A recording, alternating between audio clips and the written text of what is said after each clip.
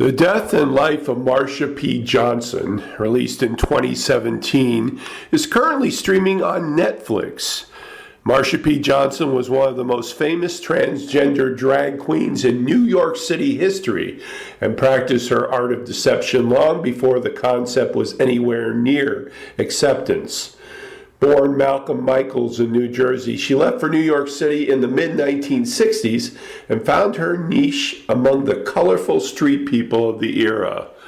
3 years later, on the night of June 28, 1969, Johnson found herself in the midst of the Stonewall Inn uprising, and several witnesses described her as being a prime motivator in the riots that began gay liberation. Taking her place among the icons, she was an activist and opened the Star House for street transvestites action revolutionaries, which provided homeless street queens a place to stay. She never faltered in her quest for equality and respect, but her mental health was called into question several times. She died mysteriously in 1992, her body floating in the Hudson River off the Christopher Street Pier.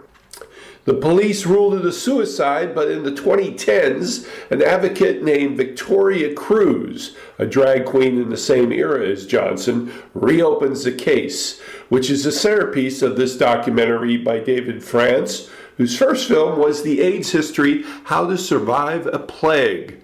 Cruz is relentless in her pursuit of the truth, and several intriguing elements come to light, especially the mob's involvement in the gay pride festivals of the late 1980s and early 1990s, with Marsha entangled in that web.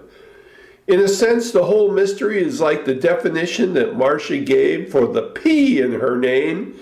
It stood for Pay It No Mind. The Death and Life of Marsha P. Johnson, 4 out of 5, available to stream on Netflix, and happy Pride Week.